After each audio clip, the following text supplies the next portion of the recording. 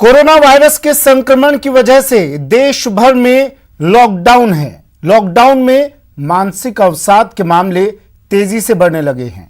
बढ़ी हुई संख्या में लोग अवसाद की चपेट में भी आ रहे हैं। कोई कमाई ठप होने से मानसिक अवसाद में है, तो कोई लगातार घर में बंद रहने की वजह से। किसी को भविष्य की चिंता खाई जा रही है, तो किसी को करियर की। यही वजह है कि अस्पतालों के मानसिक रोग विभाग में ऐसे मरीजों की कतारें दिन ब दिन लंबी होती जा रही है। सबसे बड़ी चिंता यह है कि मानसिक चिंता को कैसे दूर किया जाए। इसी मुद्दे को लेकर आज हम चर्चा करेंगे। नमस्कार, मैं हूं आपके साथ सुमित गुप्ता और मेरे साथ कुछ मेहमान जुड़े हैं, कुछ चिकित्सक, मनोचिकित्सक जुड़े हैं। डॉक्टर पंकज गुप्ता हमारे साथ जुड़े हैं, जयपुर की IIHMR यूनिवर्सिटी में मेंटल हेल्थ एक्सपर्ट हैं। डॉक्टर पंकज, स्वागत है आपका।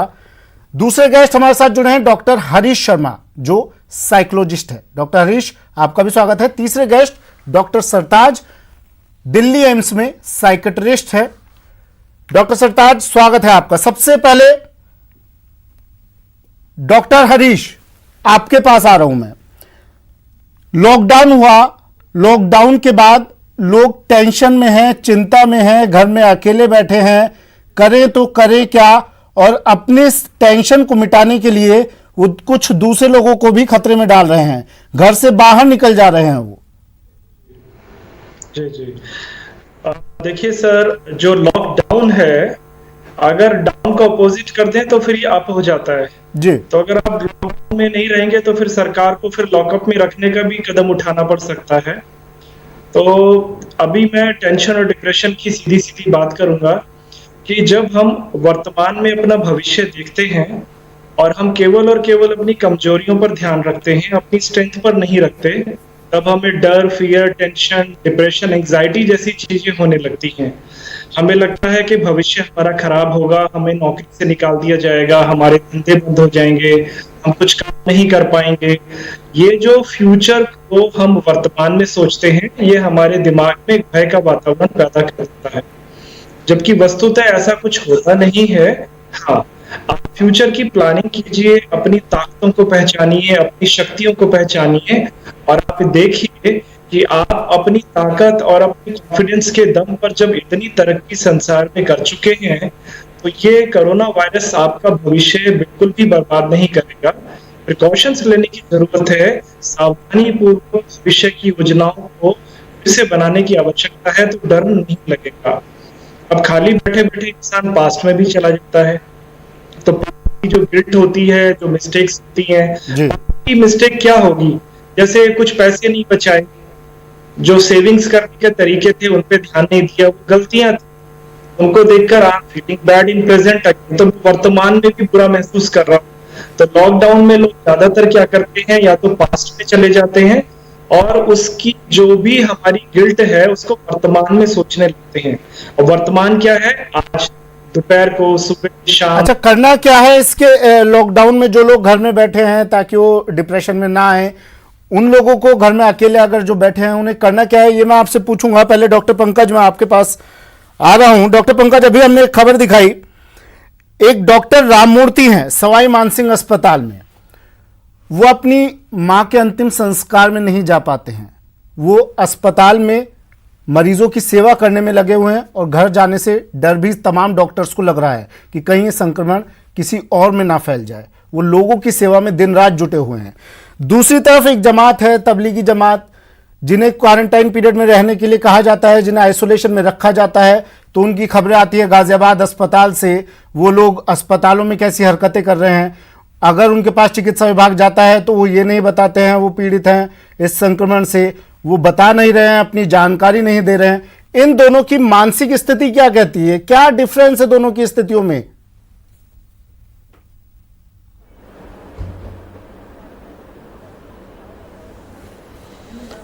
देखिए, इस विषय में मैं इतना ही कह सकता हूं कि जो हमारे डॉक्टर और हेल्थ कर्मी, जो हमारे लोग हैं, और जिस तरीके से वो लोग एक जुट करके सेवा कर रहे हैं, ये एक बहुत ही प्रशंसनीय कार्य है।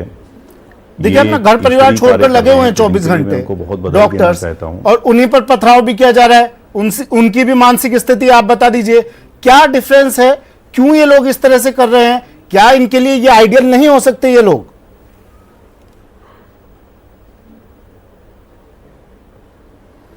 देखिए, इसमें केवल एक ही बात यह है कि हर आदमी चीजों को अपने अपने नजरिए से देखता है, तो दूसरा व्यक्ति उसमें क्या कर रहा है क्या नहीं कर रहा है उसके ऊपर न जाने के बजाय हमें केवल जो हमारी अच्छाई है, जो हमारे हेल्थ कर्मी लगे हुए हैं, वो लोग अपने मोटिवेशन को कैसे मजबूती से रखें, और एक भाव होता है कि सेवा का जो भाव होता है उसको आगे बढ़ाते हुए क्या कार्य वो कर सकते हैं, उनको हम लोग कैसे चीयर अप रख सकते हैं, उनके लिए हम क्या कार्य कर सकते हैं, ये सोचना बड़ा आवश्यक है। और उसी टाइम में जो हमारे और लोग जो जमात के लोग हैं उनसे भी मैं अपील करता हूं कि वो लोग भी स्थिति को समझते हुए कोऑपरेट करें, और को भी जो इस तरह का कार्य है जो सुनने में आ रहा है कि हेल्थ कर्मियों के साथ दुर्व्यवहार है, उस तरह की चीज़ों को वो ना करें। और इस संदर्भ में देखा गया आपके चैनल के द्वारा भी कुछ मौलानाओं से अपील करी गई और कुछ कहा गया जी, तो वो लोग भी आगे आएं और लोगों को बताएं कि ये सिचुएशन ऐसी है, देश एक ऐसे कार्य से गुजर रहा है कि जिसमें एक एक मोमेंट, एक एक अच्छाई और एक एक इस तरह की बुराई, दोनों का बहुत बड़ा इम्पैक्ट होता है। तो मेरा तो इनिशियल कहना यही है, और बाकी मैं आपको फिर और बताऊंगा, क्योंकि एक इशू ये भी होता है कि जैसे सबसे बड़ी जो चुनौती है उसको एक सबसे बड़ी अपॉर्चुनिटी के रूप में भी कन्वर्ट किया जा सकता है जी। तो सवाल ये है कि उसको हम कैसे देखते हैं, उसको हम कैसे आगे बढ़ाते हैं। ठीक है डॉक्टर सरताज, देखिए एक ये आंकड़ा है मेरे पास, इंडियन साइकियाट्री सोसाइटी ने सर्वे किया था। इसमें यह सामने आया कि मनोरोगों का सामना करने वाले मरीजों की संख्या में करीब 15 से 20% का इजाफा हुआ है, और ये इजाफा लॉकडाउन के पहले हफ्ते में दिखाई दिया है। बिल्कुल बिल्कुल बिल्कुल। इसके लिए मैं आपका एक तरफ ध्यान देना चाहूंगा कि सबसे पहली चीज है स्ट्रेस, तनाव जिसको हम कहते हैं। तनाव को इंसान दो तरीके से ले सकता है, यू स्ट्रेस और डिस्ट्रेस। तनाव तो होगा, बहुत सी सिचुएशन हो सकती है जिसमें इंसान को तनाव हो सकता है। ये कोरोना की स्थिति भी एक ऐसी है, तनावपूर्ण स्थिति है। इसमें लोगों के डिपेंड करता है कि उनके कॉग्निटिव जो डिफेंस है उनके पास, जिसको कॉग्निटिव स्किल्स कहते हैं हम लोग, मतलब तनाव से लड़ने की जो क्षमता है वो हर एक इंसान के बराबर नहीं हो सकती है। कुछ लोगों की होती है, तनाव से ज्यादा होती है, तो वो एक अच्छी बात कहलाई जाती है कि इसकी कॉग्निटिव स्किल्स अच्छी है। जो तनाव से नहीं लड़ पाते, मतलब उनकी कॉग्निटिव स्किल्स जो है तनाव से लड़ने के लिए कम है। जब तनाव से लड़ने की जो स्किल्स है कम होती है तो उस डिस्ट्रेस में चला जाता है इंसान। तो जब इंसान डिस्ट्रेस में जाता है तो उसको ज्यादा प्रॉब्लम होती है, उसको एक्यूट स्ट्रेस कह सकते हैं, या एक्यूट स्ट्रेस कह सकते हैं। को सहायता की जरूरत पड़ सकती है, जिसमें दोनों तरीके की सहायताएं हो सकती है, कि जैसे कि साइकोलॉजिकल इंटरवेंशन भी हो सकता है, जो कि ऑनलाइन भी आजकल जो हम कर रहे हैं। पिछले एक मुहिम चला रखी है हम लोगों ने कि आजकल पिछले काफी, जब से कोरोना जो लॉकडाउन हुआ है तब से हम लोग ऑनलाइन कंसल्टेशन दे रहे हैं। और ये लाजमी है कि इस ऐसी स्थिति में जो कि ये थोड़ा सा जो स्ट्रेस, जो एक स्ट्रेसफुल जो इवेंट है, ये जो कि एक कलेक्टिव स्ट्रेस है, मतलब कि इसमें किसी एक इंसान को नहीं है, ये पूरे के पूरे ग्रुप को, एक समुदाय को और पूरे देश को घेर के रखी है। तो ऐसे में लाजमी है कि जो संख्या है वो भी ज्यादा आएंगी। ऐसे में अपने को ये पहचानना है कि ये मात्र किसी के अंदर स्ट्रेस है या एक वो डिप्रेशन के एक डायग्नोसिस तक पहुंच पा रही, जो कि एक क्लिनिकल डायग्नोसिस है डिप्रेशन का। तो उसमें ये समझना जरूरी है कि मात्र तनावग्रस्त होना और डिप्रेशन होना दोनों में अंतर है। डिप्रेशन के एक क्लिनिकल, एक सिंड्रोमल डायग्नोसिस है, जिसमें कुछ कई सारे लक्षण जब एक साथ प्रेजेंट होते हैं तब हम उसको बोल सकते हैं कि डिप्रेशन है, जिसमें कि अपने को सहायता की जरूरत है, और मतलब एक साइकियाट्रिस्ट की हेल्प की जरूरत है। जिसमें हेल्प में आजकल जो मेजरली जो हेल्प मिल पा रही है वो है साइकोलॉजिकल हेल्प, जो कि काउंसलिंग के द्वारा हम लोग प्रोवाइड कर रहे हैं। अगर जहां पे मेडिसिन की हेल्प मिलती है तो भी हम कोशिश कर रहे हैं कि लोगों को एक लोकल साइकियाट्रिस्ट के पास लेकिन साइकियाट्रिस्ट के जाने से पहले तो लोग घरेलू नुस्खे अपनाने लगते हैं। अब अगर किसी को मानसिक स्थिति किसी की ऐसी हो रही है, कोई घर पर अकेला बैठा है, तो वो मोबाइल में लग जाता है, वो इंटरनेट पर लग जाता है, फिर वहां से घरेलू नुस्खे देखता है, फॉरवर्ड करता है, जो खबरें आ रही हैं कोरोना को लेकर उसकी सत्यता जाने बिना उन्हें आगे फॉरवर्ड करने लगता है और उससे घबराने लगता है। मैं इस बारे में एक बात बताना चाहूंगा। यहाँ पे बात हो रही है सोशल डिस्टेंसिंग की। तो मेरा ऐसा मानना है कि जो WHO ने भी क्लैरिफाई किया कि ये सोशल डिस्टेंसिंग नहीं रखना है, फिजिकल डिस्टेंसिंग मेंटेन करना है, सोशल डिस्टेंसिंग की बजाय सोशल कलेक्टिवनेस दिखानी है, सोशल कनेक्टिविटी बढ़ानी है।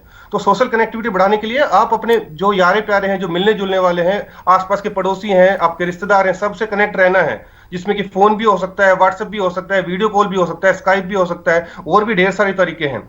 और तो ये बहुत ज्यादा जरूरी है कि ऐसे में जुड़े रहना, अगर वरना आदमी लोनलीनेस और अकेलापन फील करेगा। तो ऐसा कहीं भी नहीं लिखा है कि लोगों से मिलना जुलना मतलब में कोई मनाही है। और अच्छा, दूसरी चीज, जी, ये जी। जो व्हाट्सएप की जो बात करें, अफवाहों की बात करें, अफवाहों से बजाय फैक्ट के ऊपर इंसान को जाना है। फैक्ट के लिए अलग अलग जो अपने पास तरीके हैं, जैसे एम्स ने एडवाइजरी जारी करके, WHO की वेबसाइट है, ICMR की वेबसाइट है, अपने पास और भी जो गवर्नमेंट के पोर्टल्स है, डिपार्टमेंट ऑफ ये हेल्थ एंड फैमिली वेलफेयर के जो गाइडलाइंस आ रहे हैं, सारे फैक्ट और सारे के सारे जो इंफॉर्मेशन है आप वहां से लें, रेदर देन जो व्हाट्सएप के ऊपर फॉरवर्ड आ रहे हैं उसमें मिथ्स और मिसकंसेप्शंस भरे हुए रहते हैं, मिस इन्फॉर्मेशन रहती है, जो कि आदमी को एक तनावपूर्ण स्थिति में डाल सकती है, क्योंकि उसमें मतलब जो राइट इंफॉर्मेशन उसकी कम होती है और बाकी जो मतलब रॉन्ग इंफॉर्मेशन है वो ज्यादा रहती है। डॉक्टर पंकज, खबर आपने अभी देखी होगी, एक आह्वान कर जी। डॉक्टर सरताज, मैं फिर से आपके पास लौट रहा हूं। डॉक्टर पंकज, खबर आपने अभी देखी होगी, अलवर का ये मामला था जहां नकली सैनिटाइजर बांटे जा रहे हैं, नकली सैनिटाइजर की सप्लाई की जा रही है, एक बड़ा घोटाला आया है सामने। और इन दिनों आप सुन भी रहे होंगे, मैं इनकी भी मानसिक स्थिति आपसे जानना चाह रहा हूं, इसलिए क्योंकि एक तरफ लोग जहां मदद कर रहे हैं, सड़कों पर आ रहे हैं, गरीबों की, जरूरतमंदों की मदद के लिए हाथ आगे बढ़ रहे हैं, दूसरी तरफ ये किस तरह की मानसिक स्थिति है कि लोग ब्लैक में मास्क बेच रहे हैं, सैनिटाइजर बेच रहे हैं, और अब नकली सैनिटाइजर की भी सप्लाई कर रहे हैं। क्या ये कोरोना भी एक कमाई का जरिया हो गया लोगों का? किस तरह की मानसिक स्थिति है?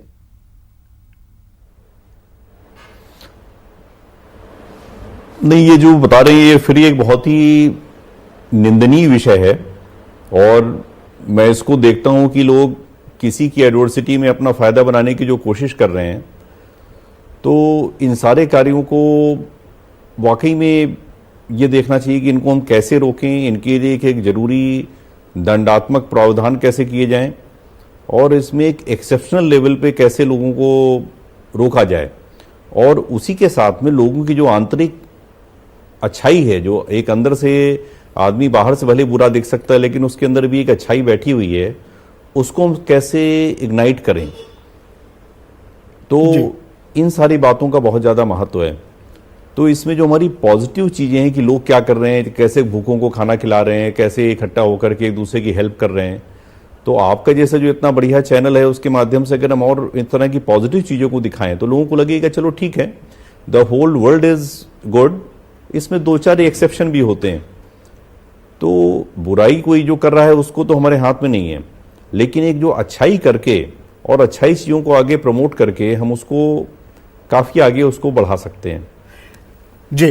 और ये एक सिक मेंटेलिटी होती है, जैसे हमारे मेंटल डिसऑर्डर्स होते हैं, तो उसके विषय में डिटेल चर्चा नहीं हो पाएगी अभी, लेकिन ये एक बीमारी, मानसिक बीमारी होती है एक्चुअली। ठीक है, ठीक है। डॉक्टर हरीश, मुझे बताइए, जो लोग आइसोलेशन में हैं उनमें से कुछ लोग आइसोलेशन से भाग भी रहे हैं, कुछ लोग डॉक्टर्स को परेशान भी कर रहे हैं, क्या इनकी भी काउंसलिंग होनी ज़रूरी है? और इनके साथ साथ क्या आम लोगों की भी काउंसलिंग की ज़रूरत है इस वक्त पर? लेवल जितना कम होता है किसी भी समस्या से निपटने के लिए, वो उतनी ही जल्दी उस मैदान को छोड़कर भागने की कोशिश करता है। अब ये लॉकडाउन का पीरियड एक पेशेंस का विषय है, जिसमें ये कहा गया है कि धीरज रखिए और से इसमें सबको कोऑपरेट कीजिए। अब जो लोग कभी भी टिककर नहीं बैठते थे, तो अगर मैं उसको साइकोलॉजिकल पॉइंट ऑफ व्यू से देखूं तो उनकी जो थॉट प्रोसेसिंग यूनिट है, वो मैसेज यूनिट हमेशा ओवरलोडेड रहती है इंफॉर्मेशन के साथ। उनको एक एक सेकंड में नए नए ख्याल आते रहते हैं। शरीर से बैठना नहीं चाहते, क्योंकि उन्होंने ज्यादातर अपनी लाइफ में कोई गोल सेट नहीं किया, तो उनको लगता है कि अब रोड पे घूम के कुछ नया नजारा मिल जाए। यानी कि उनका जो दिमाग हमेशा कुछ ना कुछ एक नई क्यूरियोसिटी को देखने के लिए बेचैन है। ऐसे लोगों को अब या तो काउंसलिंग करके हम समझा सकते हैं, और अगर कुछ लोग ऐसे होते हैं, हालांकि बड़े लोग होते हैं, काउंसलिंग से भी ऊपर फिर एक होता है, जैसे कहा गया, भय बिन होए न, यानी कि जब तक आप किसी चीज का पनिशमेंट का डर नहीं दिखाएंगे, जी, नहीं होता, तो पनिशमेंट का एक डर भी दिखाना बहुत जरूरी होता है ऐसे लोगों को सुधारने के लिए। तो पुलिस डिपार्टमेंट जो अपना काम करता है, चाहे वो उनको प्यार से समझाए या कई बार थोड़ा सा डांट डपट के भी समझाए, तो वो भी इस ऐसे लोगों को कंट्रोल करने में बहुत बड़ा योगदान देते हैं। रही बात डॉक्टर्स की, चलिए। डॉक्टर्स, जी सर। चलिए डॉक्टर सरताज, कुछ लोगों को ये लग रहा है कि आइसोलेशन के बारे में आपसे जानना चाह रहा हूं, क्योंकि कुछ लोग अब भी कोरोना इतना वक्त हो गया है, इतने संक्रमण यहाँ पर संक्रमित मरीज इसके मिल चुके हैं, सरकार बार बार गाइडलाइन जारी कर रही है, लोगों को चेतावनी दे रही है, लोगों से अपील कर रही है, प्रधानमंत्री नरेंद्र मोदी हाथ जोड़कर अपील कर चुके हैं, लेकिन लोगों को लग रहा है आइसोलेशन में रहना यानी काले पानी की सजा। क्या है ये आइसोलेशन? आइसोलेशन की मैं पहले दो शब्दों को क्लियर करना चाहूंगा, आइसोलेशन और क्वारंटाइन। क्वारंटाइन उन लोगों को किया जाता है मतलब कि जिसका मतलब कांटेक्ट हुआ है परंतु जिसमें कोई लक्षण नहीं है, और मतलब लक्षण नहीं है पर जो जिसका किसी पॉजिटिव पेशेंट से कांटेक्ट में आया है, तो उसको बोला जाता है कि आप क्वारंटाइन में रहिए कुछ समय के लिए, जिससे अगर आपके अंदर लक्षण आते हैं तो आपको सहायता के लिए या मतलब एडमिशन के लिए या इलाज के लिए जरूरत पड़ेगी, परंतु उस दौरान आप किसी और को ये बीमारी ना फैला सके, तो ये आपका इंतजार करना पड़ेगा आपको क्वारंटाइन में रहकर कि हाँ, अगर आपको क्वारंटाइन के पीरियड के दौरान अगर कुछ नहीं हो पाता है तो आप हेल्दी कंसिडर कर लिए जाएंगे। ठीक है। आइसोलेशन में ऐसा है कि हो सकता है आपके पास कुछ ना कुछ सिम्टम्स हैं, तो सिम्टम्स है मतलब तो आपको बाकी लोगों से मिलना जुलना तो बिल्कुल भी अलाउ नहीं होगा। आइसोलेशन में ये डिफरेंस है। तो आइसोलेशन में लोगों को ये समझना चाहिए कि ये आप अपने मतलब फायदे के लिए नहीं, और ये आप अपने फायदे के लिए और समाज के फायदे के लिए कि भाई मैं किसी और को ना फैला सकूं, और ये भी सोचना है कि उसमें कोई भी हो सकता है, आपके आसपास वाले भी हो सकते हैं, आपके दोस्त भी हो सकते हैं, बाकी समाज भी हो सकता है। ऐसा बोला जाता है कि एक इंसान अगर पॉजिटिव है, अगर 14 दिन तक अगर इलाज लेने नहीं गया तो वो कम से कम नहीं तो 12 से 14 हजार लोगों को ये बीमारी फैला सकता है 14 दिन के अंदर अंदर। तो इसमें ये पता लग सकता है कि अगर आदमी आइसोलेशन और क्वारंटाइन के नियमों को उल्लंघन करेगा तो वो एक पब्लिक हेल्थ प्रॉब्लम बहुत बड़ी बन के उभर के आएगी, और जो फिर बाद में संभालना मुश्किल हो जाएगा। तो आइसोलेशन में लोगों को मैं मतलब समझ सकता हूँ कि लोगों को ये लोनलीनेस और इन सब चीजों का अकेलेपन का ये एहसास होगा, वहां पे लगेगा कि ये मेरा होमली एनवायरनमेंट नहीं है, मैं जेल में बंद हो गया हूँ। पर उसके अलावा दूसरा भी तरीके से भी सोचा जा सकता है, मेरे को ऐसा लग रहा है लोगों को ये सोचना चाहिए कि मैं अपने आप को सेफ रख पा रहा हूँ और बाकी लोगों को सेफ रख पा रहा हूँ, और मेरे पास जो सुविधाएं हैं मूलभूत सुविधाएं मिलेंगी, बस मेरे को अभी कुछ समय अपनी एक्सपेक्टेशंस को कट डाउन करना है अपने लिए और बाकी समाज के फायदे के लिए, और अपने ये भी सोचना है कि मेरे पास जो चीज अवेलेबिलिटी है उसी में मेरे को काम चलाना है, रेदर देन ये सोचना है कि मेरे पास ये नहीं है और वो नहीं है, जो कि कुछ समय का पीरियड है जिसको अगर निकाल लेंगे तो बाकी सबके लिए फायदा होगा। और उन लोगों को अवेयर करना मेरे को लगता है कि वो बहुत ज्यादा जरूरी है। ऐसा हो सकता है कि लोगों को आइसोलेट और अच्छा, आपको लगता है कि इस बीमारी से ज्यादा बीमारी का खौफ लोगों का मानसिक तनाव का बड़ा कारण है? बिल्कुल बिल्कुल बिल्कुल संभव है। अब मैं जैसा अभी उदाहरण दे रहा था कि अगर आप किसी को भी, आपको या मेरे को भी अगर आइसोलेट कर देंगे बिना बताएं, जिसके कि पता नहीं उसके फायदे क्या और नुकसान क्या और मुझे क्या क्या सुविधाएं मिलेंगी, कितने समय तक रहना है, अगर ये पूरी इंफॉर्मेशन अवेयरनेस अगर रहेगी तो मेरे को लगता है बहुत से लोग आराम से इस दौर को गुजार पाएंगे। जिसमें क्वारंटाइन में तो होम क्वारंटाइन भी होता है, आइसोलेशन भी होता है, तो आराम से कुछ लोग जिनके पास ये स्किल्स हैं वो आराम से निकाल लेते हैं, पर स्किल्स अपने कुछ लोगों के पास होती है, कुछ लोगों को अवेयर करके डालनी होती है कि भाई कैसे इस पीरियड से जूझना है। अच्छा डॉक्टर पंकज, आपके पास मैं आ रहा हूँ। देखिए, कुछ लोगों को इस वक्त पर अपनी कमाई की चिंता भी है, जो लाजमी सी बात हो जाती है। हर कोई कुछ मजदूर तबके के लोग हैं जिनके तो अब कमाई का जरिया बिल्कुल बंद हो चुका है। कुछ लोगों को भविष्य की चिंता इस वक्त सता रही होगी, करियर की चिंता सता रही होगी, और हमारी टैगलाइन भी इस प्रोग्राम की यही है, किस तरह से वो इन चिंताओं से बाहर आ सकते हैं, क्या रास्ते, क्या तरीके वो घर पर बैठे अपना सकते हैं?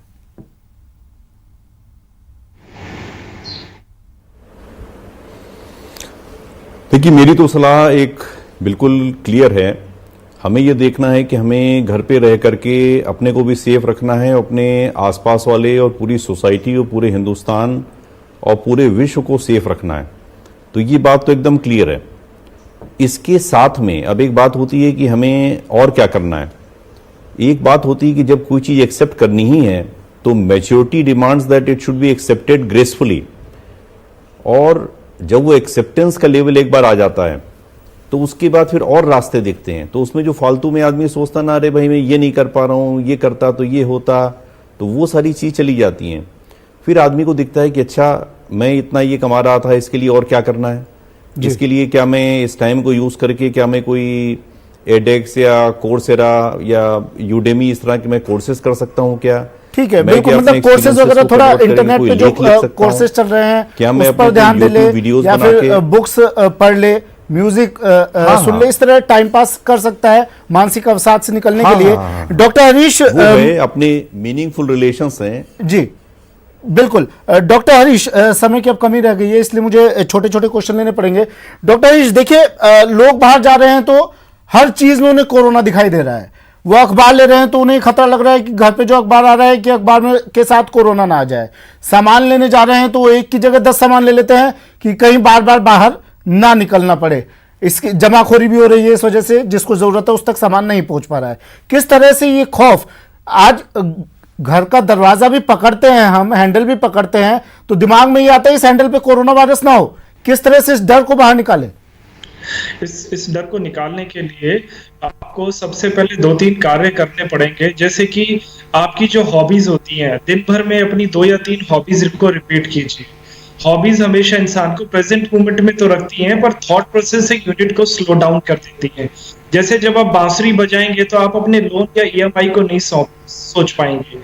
बच्चे, जो छोटे छोटे बच्चे खेल रहे होते हैं, उनके साथ पार्टिसिपेट कीजिए उनके गेम्स में।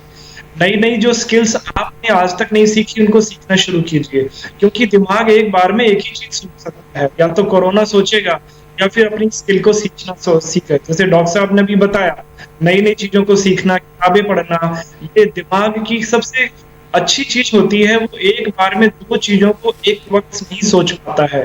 तो ज्यादा से ज्यादा पॉजिटिव चीजों को रिपीट करते चले जाइए, और जितना आप उनको रिपीट करेंगे, अपनी सांसों पर ध्यान दीजिए, आंख बंद करके अपनी पर सोचिए।